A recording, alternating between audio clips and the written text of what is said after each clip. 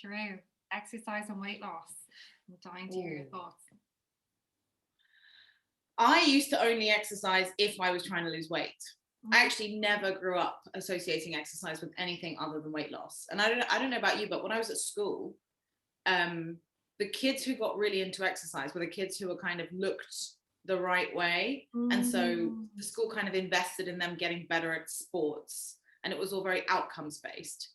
But I don't remember until I was an adult associating exercise with improved mental health or just feeling good, just to feel good in the process, as opposed to having an outcome of some kind. And actually, in my case, where I got so lost in the dieting stuff, I only ever exercised if I was trying to lose weight. Wow. Yeah, which usually meant that I was at that time really deprived, and so I Mhm. associated it with thinking I was going to pass out, and um and I was always doing this really sort of punitive, punish myself, how did you get so big, how did you let this happen exercise. And so invariably I would end up like vomiting or whatever. I would never start by thinking, it's that sort of extreme mentality. Mm. I would never start by thinking, oh, maybe I could just walk to the top of the road. I'd Yeah. sign up for a boot camp or something. And so invariably I would I'd become really disillusioned. And the parallels between that and the way I was eating were extraordinary. Um, but certainly at school, I don't know about you, but did they encourage you at school to just like exercise and movement? So I was an anomaly. So when I was at school, this is really like I'm like the opposite of your story, which is really I think it's you know yin and yang. I loved sports. I loved exercising. Just would do any sport. I've gotten a natural advantage of being exceptionally tall, so people automatically think that you're good at sports if you're tall. But the interesting thing was the longer I moved, so I went to an all girls secondary school, as is the way in Ireland. Makes me sound so strict. But and as I moved through the years in school, less and less people girls exercised. And less girls did sport, and even to the point where there was 125 of us in our year, and in our final year, I think 5 of us played a sport. And the rest wanted the fitness, classes, and they wanted the treadmill and those things. And again, it was that association with, exercise is a modality to make you look a certain way, to make you be a certain way. And it was all about, that kind of type of exercise to get, as you say, to get to a certain point rather than actually enjoying it for what it is, for sport or for the enjoyment that it brings. Um, and it's interesting for me when I left school and then I went into academia and everything, then my framework on exercise kind of changed a little bit, and it was less about the fun, and it was more I was in quite a sports orientated college as well, so it was all our university. And it was all about like what time you could get in a race, or what your 10K time was, or what your triathlon time was, and that sucked the life out of it for me. And actually it reminds me, I'm going to tell my whole life story here, but when I was swimming, I used to be part of a swim team, and I missed this like trials by like a quarter of a second or something like that. And I remember like the coach fixating on, oh, well, you didn't make it or whatever. And I just thought, well, this is bullshit, because I swim because I love it. I don't swim to like get a quarter of a second time or whatever. And they were like, well, you just don't have the killer instinct. And I quit swimming. I didn't swim. And swimming brought me so much joy. And I didn't swim probably for years after that, because they made it an outcome, they made it a process, they made, or not a process, but they made it like a numbers based thing, and a way to kind of evaluate your worth. When I hear you talk there, Shrew, as well, I feel like, and you can tell me if this is wrong, but it was a punishment for you. It was a way to almost punish yourself. Well, yeah, because I didn't associate it with anything good, or no, I didn't associate it with anything enjoyable. And Mm. it was always going to be like a catalyst for weight loss in my case. But I think also on your point, sports seem to be somewhere where this sort of tough love mentality that you and I have moved so far away from in the work that we do, and compassion based work, and knowing full well that now more and more research is pointing towards compassion focused motivational tools, there was always this sort of like tough love, army style, no pain, no gain. yeah. And I guess if you're a sports person, there's a value in that. I don't know, if I'm honest. But certainly as a person who's just hoping to find ways to be healthier in general, yeah, it'll put you off if someone's telling you you're crap at something all the time. Of course it will, especially when you're a kid. Like now, I remember a couple of years ago, maybe more than a couple of years ago, I went to a Pilates class and I was really rubbish at it, really rubbish.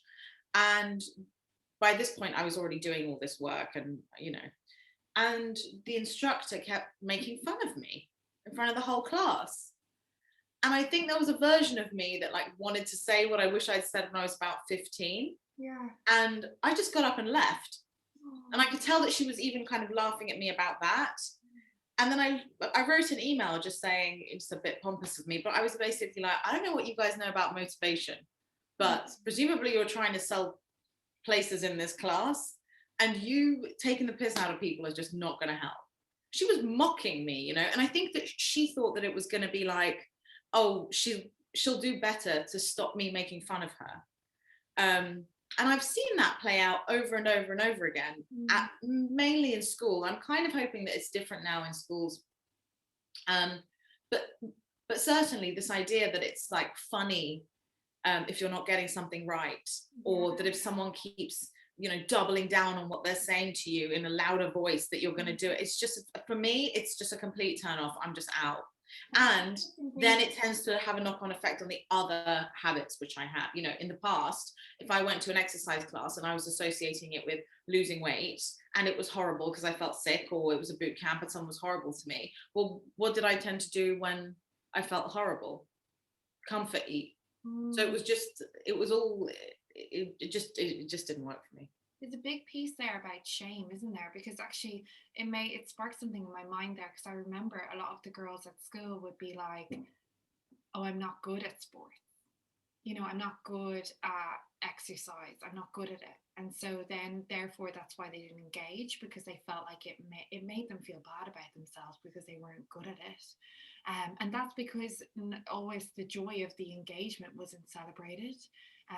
And I know I've worked a lot in physical activity interventions now, and what we focus on now is like, how do we create a joy of movement? How do we actually, a lot of the interventions that work really well, especially in that category of teenage girls, which is really, really low engagement, are things like dance interventions, where we're making it fun and less kind of individual focused, so we can't like point out, or you get picked last for the team or any of those kind of negative experiences. But a lot of people hold those experiences that they've had from school and carry them through their lives and think, well, this is not for me, and they create an identity around that, and I think that can be quite dangerous.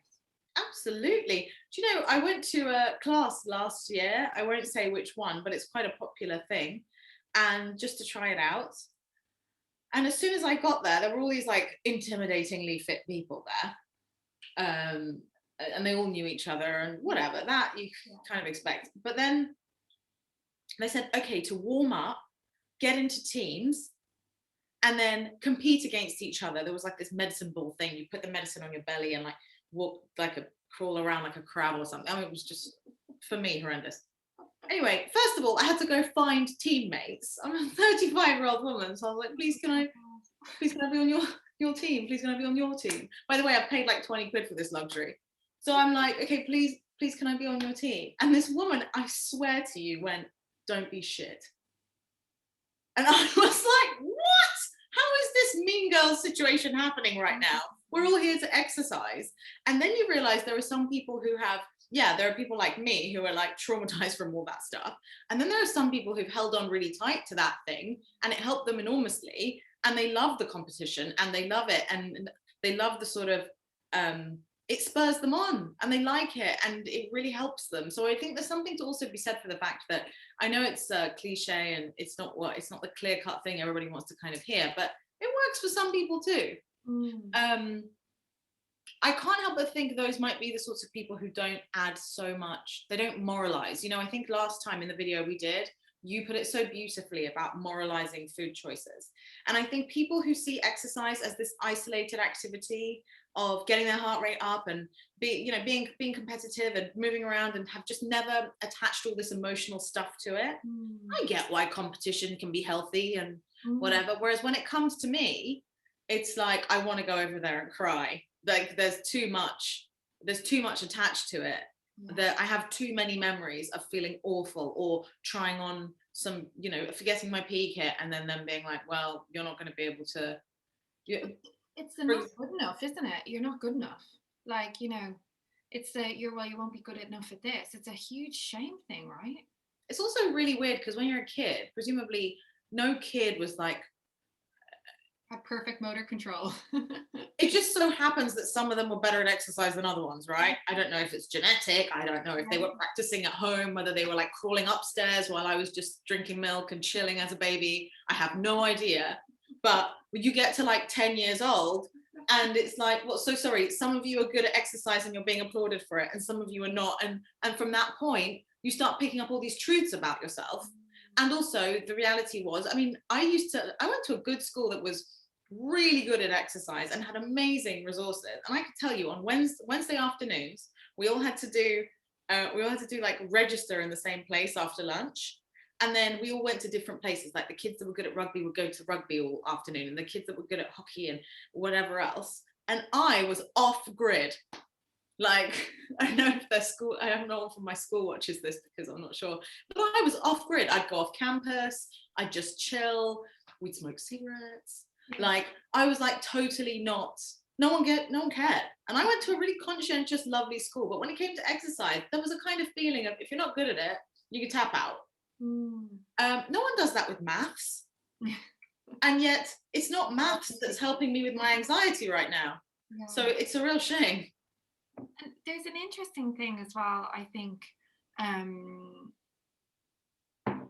around exercise, in terms of the fact that, like, it's something that's been pushed a lot now for childhood obesity as a treatment for childhood obesity. And I think it's an interesting policy angle as well, because, like, I was reading a study last week about Amazonian children. They compared children that are in tribes in the Amazon to, children that are in towns nearby. And they looked at, their exercise and their food and, their activity levels. And actually they burned the same amount of calories, the children in the towns, as the children that were kind of out in the Amazon. But the ones in the Amazon were leaner, like less body fat, and it all came down to what they ate, which was quite interesting.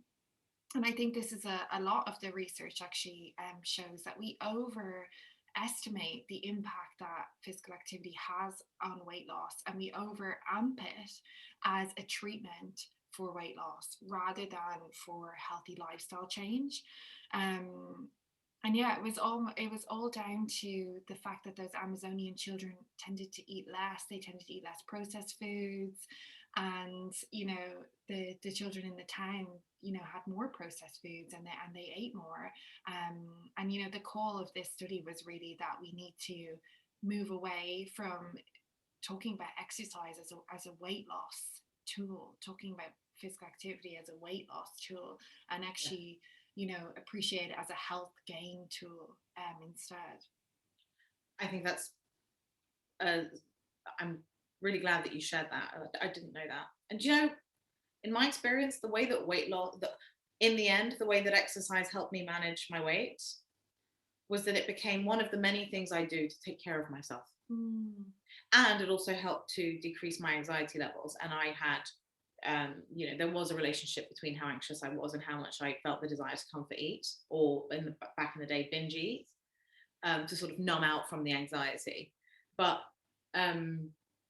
one thing that it does, I think, is it's one of the signals amongst many signals, like sitting in a patch of sun or not having our phone on at the beginning of the day, that you're giving your body on a daily basis that it matters and that you're taking care of it. And so when it comes to your eating choices, which, as you say, are more responsible for weight management, they can sort of stick out like a sore thumb against the landscape of being nicer to yourself in every possible way and taking care of your body in every possible way, I find. And so, you know, it also means that you're kind of feeling, I felt that exercise made me more connected with my body. I think a lot of people who are seasoned dieters will be able to identify with this idea that they've moved so far away, not just from common sense that we discussed in the last video, but from actually identifying what hunger is, what physical hunger is, what emotional hunger is, what they're craving food wise. You know, a lot of people talk about intuitive eating. And as we said last time, for people like me, there's this huge unlearning process before you get to an intuitive place, because my body at one point intuitively wanted French fancies all day, as far as I was concerned. So, you know, to actually go, I feel like I want this. My body wants something sweet. My body wants something salty. My body wants something that's going to nourish me or ground me. Or this is, it helps to, I think exercise helps with that. It helps you to feel in your body a little bit more, and feeling the blood pumping and all that stuff. Connection more, absolutely. Yeah, I found that it helped to get to an intuitive place. It was one of the components for me that helped me get more into how I was feeling. It's interesting, isn't it? Because then it's like I always think this is quite curious as well, and it's something that I've had to learn in the last year, recovering, well, like last 8 months recovering from my operation, is as well there's a movement intuition like there is a food intuition as well.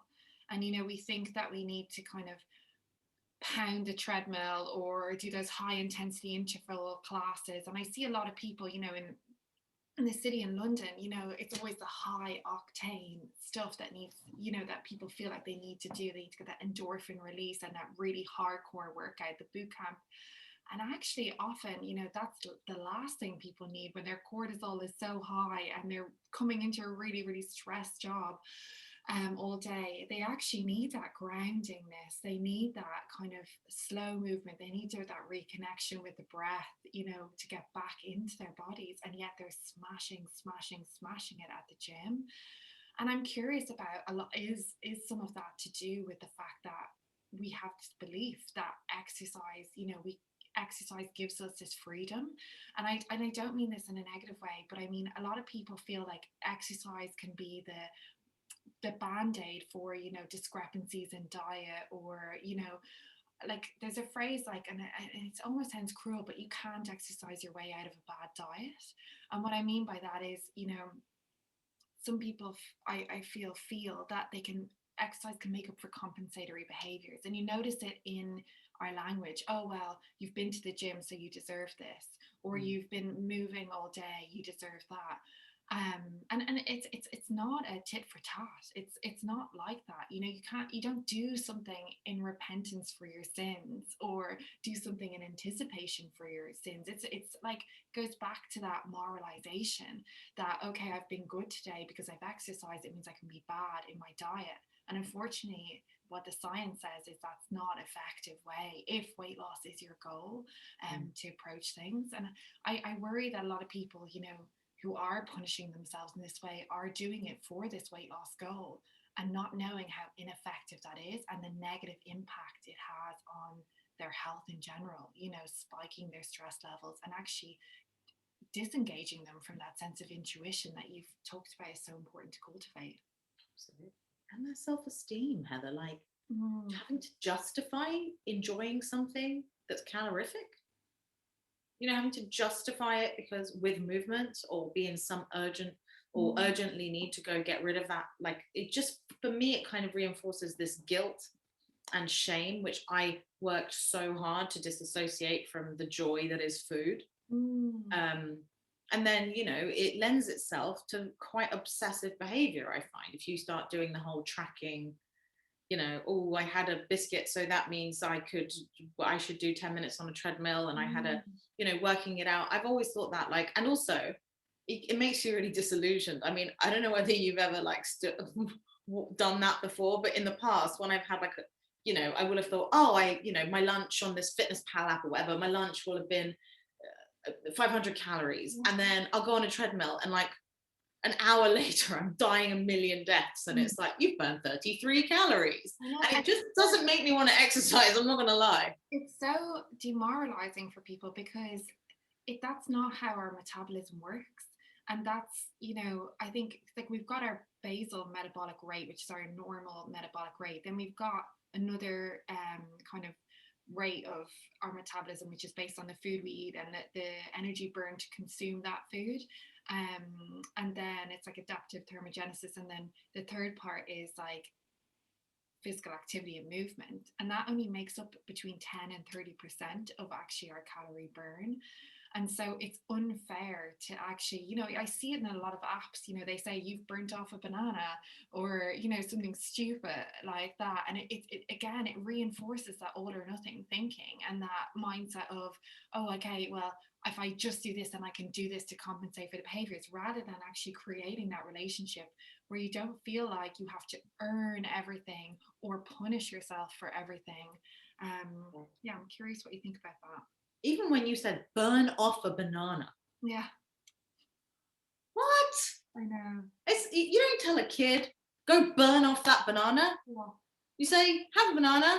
Oh, you want to run around? Go run around. Yeah. Is it this idea that, okay, as I'm eating, I'm thinking about how I'm going to get rid of it again. It's just, I don't know. It's it's a dark side as well of exercise, because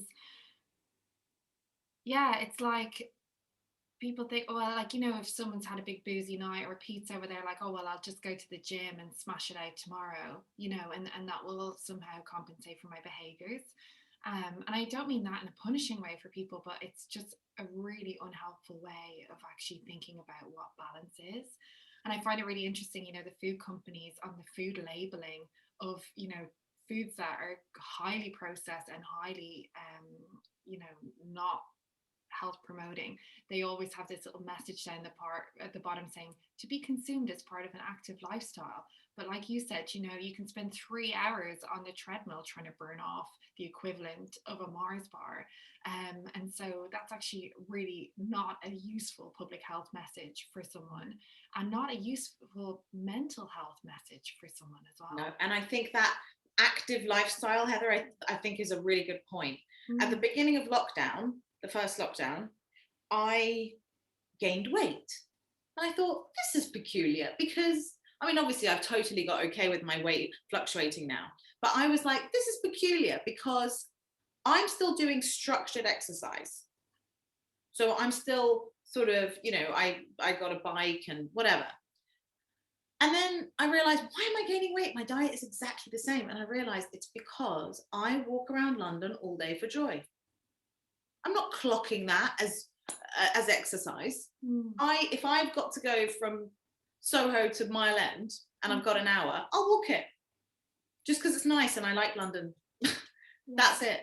So that's what it was. It was me becoming a generally active person because I liked generally what I was seeing and moving around, as opposed to saying, right, drive, the classic drive up as close as you can to the front of the gym.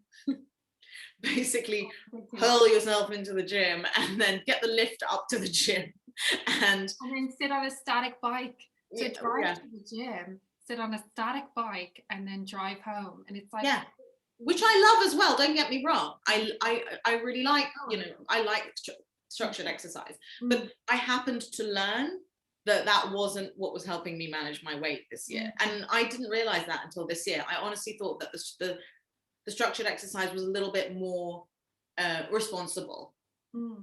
But it turns out it wasn't at all. It was the general wanting to generally on a day-to-day basis, walk up that little hill because it's nice up there and there's coffee up there.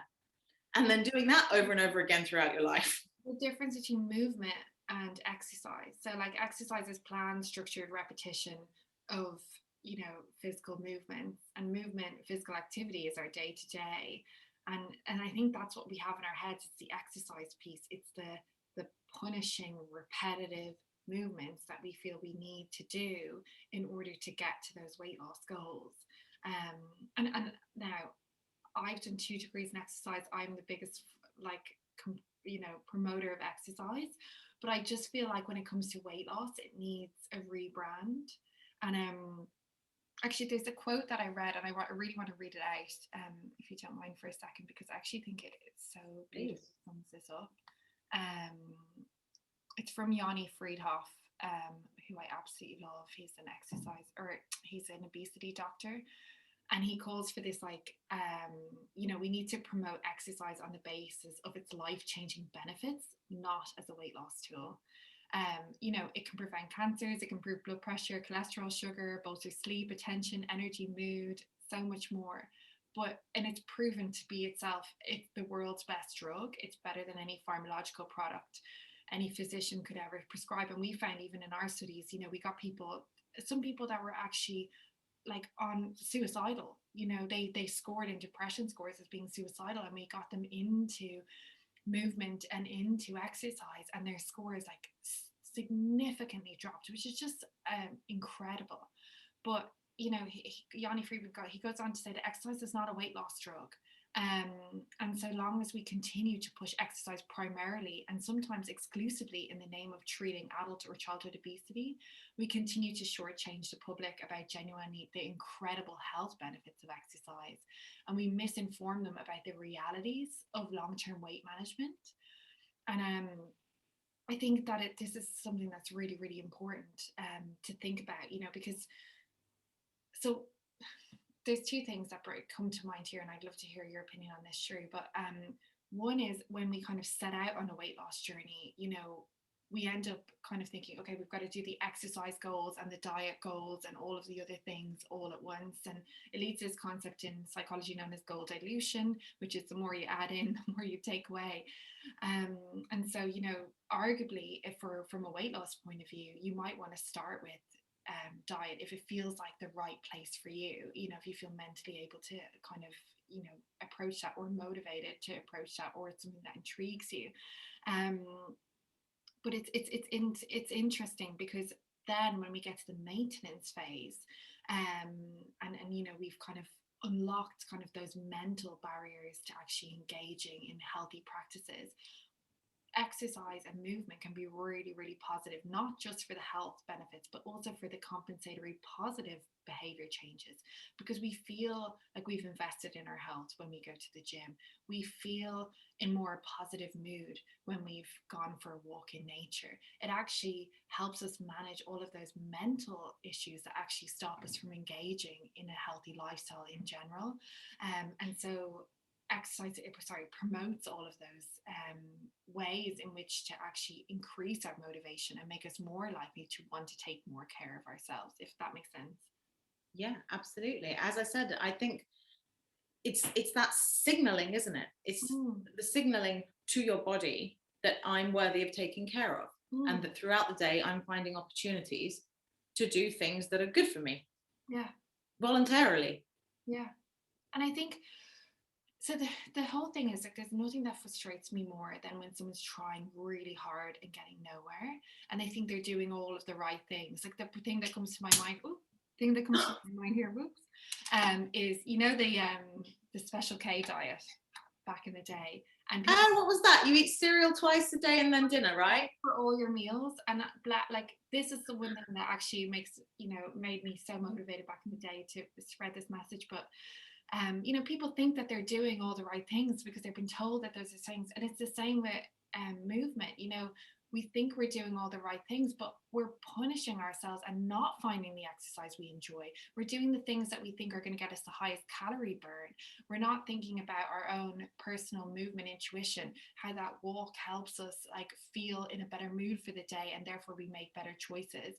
By feeling slightly tired from exercise, how it's actually quite a satisfying feeling, how actually it can help spark us to make other healthier choices in our lives, how it helps manage our stress. And we all know stress is a huge driver of actually, you know, unhelpful habits. You know, we don't think about those things. We just look at it often for weight loss. And my call to people would be, you know, can you re-examine your relationship with exercise, with movement, with physical activity, whatever you want to call it, so that it's less focused on weight loss and more focused on life gain. Absolutely. And weight loss can sometimes be a happy byproduct, as can a bunch of other stuff. You know, but I think it's about taking the outcome out of it. It's about saying, I've gone outside for half an hour and that's the end of that story.